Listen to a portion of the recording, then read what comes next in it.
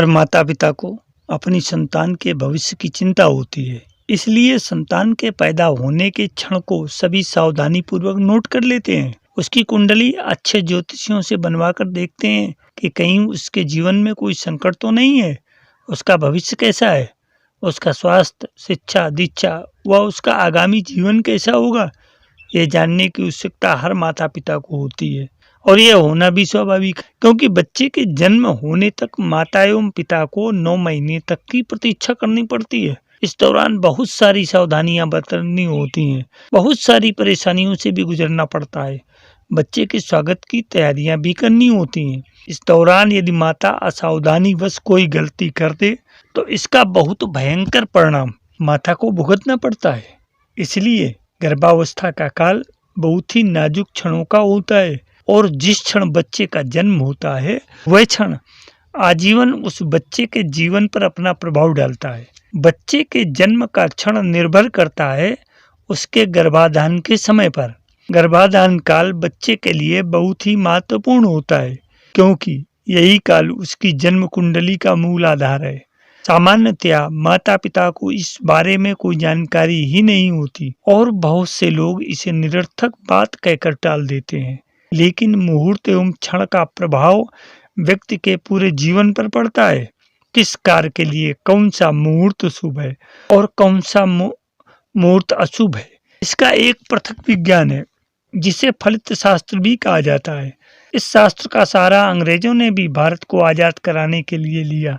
उन्होंने उस समय के प्रखर जोशियों से सलाह लेकर इसी समय पर भारत को आजाद किया, जिसके कारण भारत देश का 2 भागों में विभाजन हो गया। बहुत सारे दंगे हुए, लड़ाइयाँ हुई, कई लोग बेघर हो गए, कई अपने परिजनों से बिछड़ गए। इसके कारण आज भी भारत मानसिक गुलामी का घूंट पी रहा है। आज देश में ऐसी प्रखर संतानों की आवश्यकता है जो देश को इस मानसिक गुलामी से मुक्ति दिलाकर उसकी वास्तविक स्वतंत्रता को वापस दिलाएं और एक सभ्य व सुसंस्कृत भारत का निर्माण करें। ये केवल तभी संभव है जब संतान के इच्छुक माता पिता इसके कार्य के प्रति अपनी जिम्मेदारी व कर्तव्य को अनुभव करें और पूरी निष्ठा के साथ इसे निभाएं। ये ध्यान रखने योग्य बात है कि शिशु के भूमिष्ठ होते समय जैसी गृह स्थिति होती है, उसका जैसा प्रभाव नवजात शिशु पर पड़ता है, वह पूरे जीवन भर के लिए उसका साथी हो जाता है। और शिशु जन्म के समय का भी मूल कारण गर्भाधान का समय है। अतः गर्भाधान भूलकर भी अविहित समय में नहीं होना चाहिए, अथवा दूसरे शब्दों में कहें कि इसे वर्जित समय में नहीं करना चाहिए, अन्यथा उसके परिणाम स्वरूप मिलने वाले दोषों को भोगना तो माता पिता व बच्चे की नियत बन जाती है। गर्भाधान काल के विषय में पारस्कर गृह सूत्र तथा निर्णय सिंधु में बहुत विस्तार से वर्णन किया गया है, लेकिन मुहूर्त चिंतामणि के 2 श्लोकों में इस संदर्भ में संक्षेप में ही सब कुछ कह दिया गया है।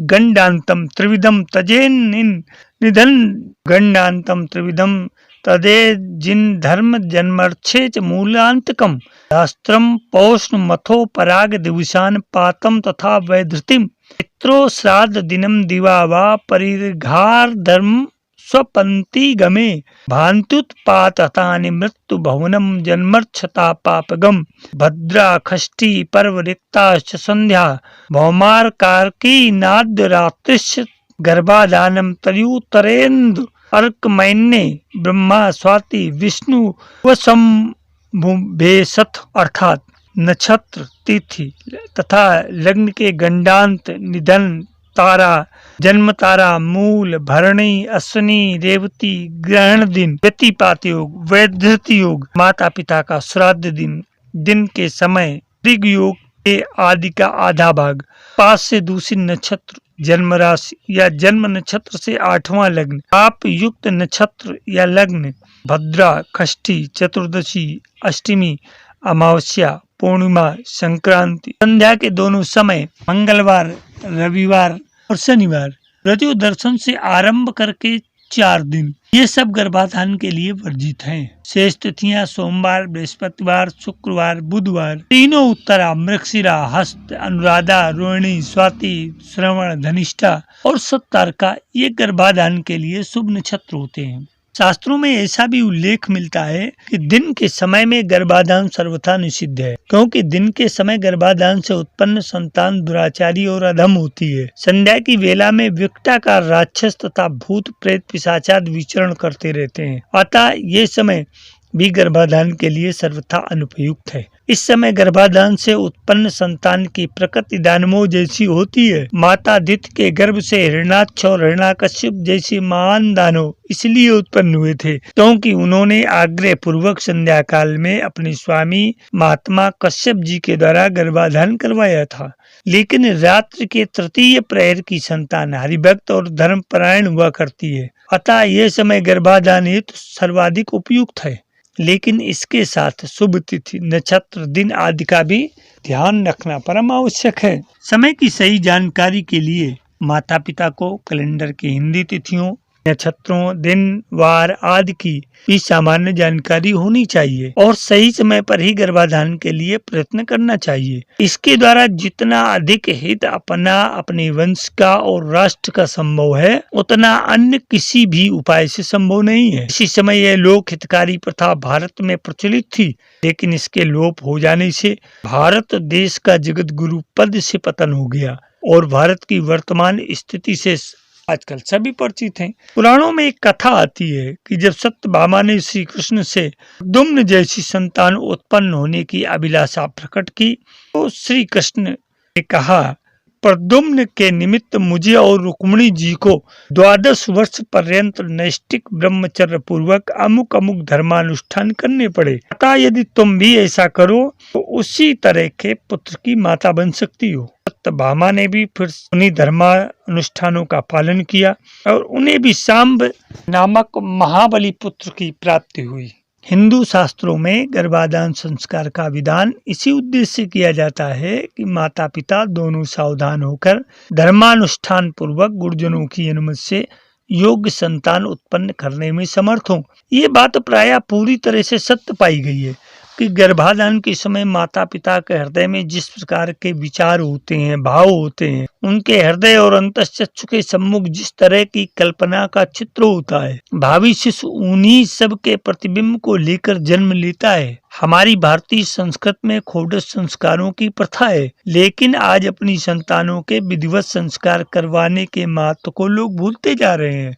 इसका एक कारण इनके महत्व व प्रभाव से परिचित न होना है। संस्कार शब्द का अर्थ है दोषों का परिमार्जन करना, जीवात्मा के दोषों और कमियों को दूर कर उसे धर्म, अर्थ, काम और मोक्ष इन पुरुषार्थ चतुष्टय के योग्य बनाना ही संस्कार करने का उद्देश्य है। संस्कार किस प्रकार दोषों का परिमार्जन करता है, कैसे किस रूप में उनकी प्रतिक्रिया होती है, इसका विश्लेषण करना तो कठिन है, परंतु प्रक्रिया का विश्लेषण न भी किया जा सके तो भी उसके परिणाम को अस्वीकार नहीं किया जा सकता। इन खोडस संस्कारों में गर्भाधान संस्कार सबसे महत्वपूर्ण है, लेकिन इसका आज सर्वथा विलोप हो गया। माता पिता के शरीर व मन की स्वच्छता, पवित्रता, स्वस्थता, आनंद तथा शास्त्रानुकूल तिथि, वार, समय आदि के संयोग से ही श्रेष्ठ संतान उत्पन्न होती है। भगवान मनु का कथन है, वैदिकई कर्म भी पुण्यैर्विषेकादि द्विजन्म मनान कार्या शरीर संस्कारा पामन प्रेत चेचा, अर्थात वेदोक्त गर्भधानादि पुण्य कर्मों द्वारा द्विजगण का शरीर संस्कार करना चाहिए। यह इस लोक और परलोक दोनों में पवित्र कार्य है। गर्भाधान का एक विशिष्ट अर्थ है संस्कारवान आत्माओं का आवाहन। इसके लिए माता पिता का संस्कारवान, शुद्ध, तपस्वी होना। यदि माता पिता शुद्ध आचरण, सात्विक आहार विहार, श्रेष्ठ चिंतन, भगवत स्मरण, जप तप आदि नहीं करते तो उनकी आत्मा अंधकार व अविवेक के आवरण से घिर जाती है। ऐसी स्थिति में यदि माता के गर्भ में श्रेष्ठ आत्मा प्रवेश कर भी जाती है तो असमय ही अपने शरीर का त्याग कर देती है, क्योंकि श्रेष्ठ आत्माएं अपने साथ पुण्य कर्मों, शुभ संस्कारों व अपने जन्म जन्मांतर की पूंजी को साथ लिए रहती हैं। अपने अनुकूल वातावरण उपलब्ध न होने पर उन्हें बहुत ही घुटन महसूस होती है। ऐसी स्थिति में उनकी इस बहुमूल्य पूंजी जन्म जन्मांतर की तपस्या, शुभ कर्म रूपी तेज का भी क्षरण तेजी से होता है, जिसे वे व्यर्थ ही गंवाना नहीं चाहती। इसलिए अनुकूल वातावरण के अभाव में बाल्यावस्था में ही अपने शरीर का त्याग कर देती। श्रेष्ठ तपस्वी आत्माएं कभी भी जाति, कुल, वंश, वाय, सुंदरता पर ध्यान नहीं देती। वे तो श्रेष्ठ व्यक्तित्व की तलाश करती हैं। यदि माता पिता आपस में प्रेम पूर्वक रहते हैं, शुद्ध आचरण करते हैं, सात्विक आहार विहार पर ध्यान देते हैं, तो इससे स्वतः ही उनके भाव शुद्ध हो जाते हैं और धीरे धीरे उनका मन शांत व अंतःकरण प्रकाशित होने लगता है। इससे उच्च व श्रेष्ठ आत्माएं स्वतः ही उनकी ओर आकर्षित होती हैं और उनकी संतान बनने के लिए प्रतीक्षा करती हैं। उनकी त्वरा एवं व्याकुलता माता पिता को अपनी श्रेष्ठ संतान के लिए होती है, उससे कहीं अधिक व्याकुलता श्रेष्ठ आत्माओं को अपने अच्छे माता पिता के लिए होती है और इसके लिए वे कई कई जन्मों तक प्रतीक्षा करती हैं और अपने लिए अनुकूल वातावरण की तलाश करती हैं। यदि सामान्य जीवन जीते हुए माता पिता गर्भाधान के लिए प्रयास करते हैं तो वातावरण में इधर उधर भटकने वाली निकृष्ट आत्माएं ही गर्भ में प्रवेश कर जाती हैं, जो निकृष्ट जीवन जीती हैं और निकृष्ट वातावरण को पैदा करती हैं। मेरे अध्यात्म प्रेमी जिज्ञासु मित्रों, इसलिए श्रेष्ठ संतति के निर्माण का संपूर्ण दायित्व माता पिता पर है। शारीरिक रूप से, मानसिक रूप से व भावनात्मक रूप से स्वस्थ माता पिता ही स्वस्थ संतान के शरीर का निर्माण करने में सक्षम हो सकते हैं। इसके अतिरिक्त श्रेष्ठ संतति के आवाहन के लिए तदनुरूप माता पिता के श्रेष्ठ व्यक्तित्व का होना भी परम आवश्यक है। साथ ही गर्भाधान हेतु नियमों का पालन भी आवश्यक है। इसके बाद ही गर्भ काल के दौरान आवश्यक सावधानियों, सात्विक आहार विहार, विशिष्ट जीवन शैली का पालन करना भी आवश्यक होता है, तभी श्रेष्ठ संतान का जन्म संभव होता है। जीवन के साथ योग चैनल में हम संस्कारी संतान, प्रतिभावान संतान कैसे पाएं, जिससे अपने परिवार, कुल, समाज और राष्ट्र की उन्नति संभव हो सके। वीडियो अंक आपको निश्चित ही पसंद आएगा। इससे आपको प्रेरणा लेने की और दूसरों को भी प्रेरित करने की आवश्यकता है। वीडियो अंक लाइक, शेयर, सब्सक्राइब और कमेंट अवश्य करें। धन्यवाद।